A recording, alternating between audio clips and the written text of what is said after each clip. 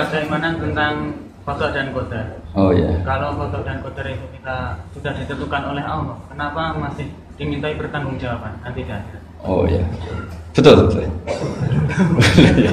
Ya seperti mukadimah saya tadi ya. Jadi ngaji itu harus kafah. Kafah itu artinya komplit. Jadi Nabi dalam banyak hal yang momennya tepat ya menganalisis dengan qada qadar, tapi dalam banyak hal juga melarang orang membicarakan qada qadar. Jadi misalnya gini, kamu kadung ditakdir pernah punya dosa dan kamu ingin tobat, maka dosa yang masa lalu anggap saja qada qadar, terus keinginan tobat itu anggap aturan syariat. Jangan lalu setelah qada qadar kamu tidak berkeinginan tobat. Ini penting saya utarakan karena Nabi itu ngendikan pasti dua kali. Saya jamin di setiap konteks sosial Nabi pasti ngendikan dua kali. Dua kali itu dua solusi. Nabi pernah ngendikan idza dzikiral qadar fa'amsiku wa idza dzikra ashabi fa'amsiku. Jika umatku telah menjustifikasi qada dan qadar fa'amsiku, kamu jangan ikut-ikut karena nanti akan yang zina nggak apa-apa, saya sudah qada qadar, yang maling ya nggak apa-apa karena sudah qada. Wah bahaya, bisa hancur syariat kalau seperti itu. Tapi ada banyak hal yang Nabi mengisnadkan itu ke qada qadar, kayak cerita Nabi Musa dan Nabi Adam. Ada kan di hadis Sahih itu jelas. Ini dengerin, ini betul di hadis Sahih. Nabi Musa itu saking Israelnya, memang beliau orang apa? Pertama, semua nabi kan pasti ngalami diangkat ke alam roh. Nabi loh ya, tidak sampean nabi. Sampean tidak usah ambisi begitu, nabi ini. Ketika beliau diangkat di alam roh itu ketemu Nabi Adam. Padahal Nabi Adam kan Abul Basar, tokoh utama ada. Pertama ketemu langsung ngomong gini, anta Adam, kamu betul yang namanya Adam? Ya saya Adam. Antal ladzi akhrajtan nasa minal jannati wa asqaitahum. Saya hafal hadisnya. Antal ladzi akhrajtan nasa minal jannati wa asqaitahum. Gara-gara kamu orang enggak hidup di surga. Jadi kalau sampean marah gara-gara kamu, saya harus cari uang sampai Korea gitu. Coba kalau kita masih di surga enggak perlu kerja di mana? Karena semuanya tersediakan, enggak punya istri jelek, semuanya cantik karena bidadari. Gara-gara jenengan kita harus keluar di bumi dan keluar dari surga. Nabi Adam itu karena orang sepuh ya, beliau santai saja. Anta Musa, kamu betul Musa? Ya, saya Musa. Anta kalimu, ya saya kalimu. Anta Sofio, ya saya. Nabi Adam masih muji-muji rilek. Ini pentingnya orang bijak. Jadi kalau sama nanti ngelawan saya tetap bijak insya Allah. Tapi sampai bisa neraka, ngelawan kiai itu dosa. Dosa sekali, bukan dosa biasa, sangat dosa. Nabi Musa, Nabi Adam masih anta Sofio, anta kalimu. Bukankah kamu melihat di Taurat bahwa saya akan dosa dan akan dosa saya sudah ditulis 40 tahun sebelum saya dosa? Iya ya Musa, iya ya Nabi Adam, ya betul gitu.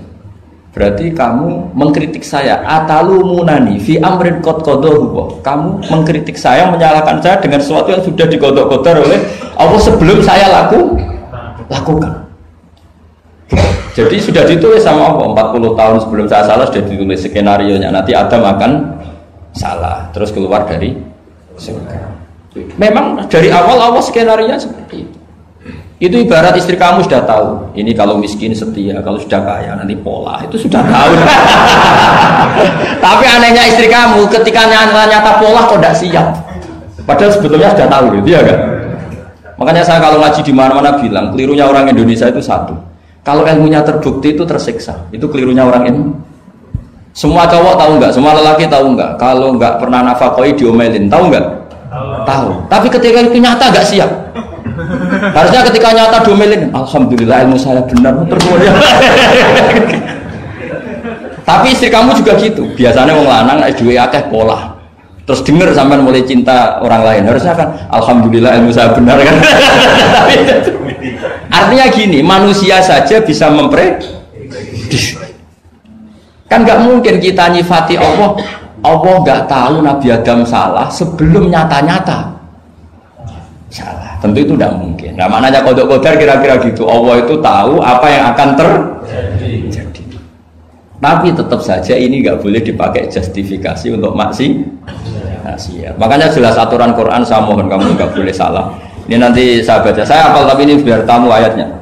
Itu ayatnya kan ma asaba musibatin fil ardi wala fi anfusikum illa fi kitabim min qabli an nabraha inna dzalika 'ala Allahi yasir likai la ta'sau ala ma fatakum wa la tafrahu bima atakum. Jadi apa yang mengenai kamu di bumi maupun ada pada diri kamu, anggap saja itu, yakini saja sebagai qada qadar, supaya kamu tidak putus asa apa yang sudah terlewatkan dan tidak bangga dengan apa yang kamu udah. Misalnya saya ini kan termasuk kiai keren misalnya itu saya tidak pernah bangga karena memang ditulis kalau suatu saat Gus Bah itu keren, jadi bangganya di mana? Kan sesuai skenanya. Jadi untuk menghilangkan ujub bangga itu dengan cara iman sama qada qadar. Terus likaila tak soal wafatakum, kamu tidak perlu putus asa dengan apa yang sudah kelewat. Misalnya masa lalu kamu ya tadi diusir istri, suami, macam-macam lah, utangnya banyak, sudah bangkit saja, sudah takdir. Jadi mungkin ada yang mencarikan, coba ini dicarikan, mungkin di surat Hadid itu apa yang nanti dicari ayatnya. Pokoknya ayatnya tadi apa?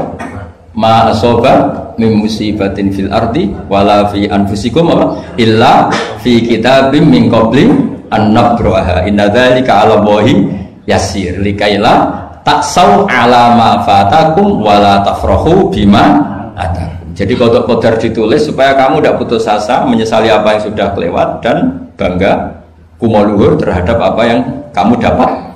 Jadi misalnya Pak Jokowi jadi presiden, untuk menghilangkan ujub ya memang sudah ditulis kalau akan jadi ya biasa saja sesuai skenario.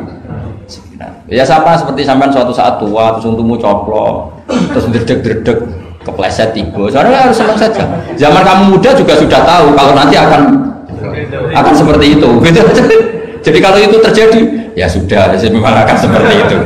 Jadi ringan saja. Ini pentingnya ngaji. Jadi sesuatu itu mudah sekali kalau dianalisis dengan L.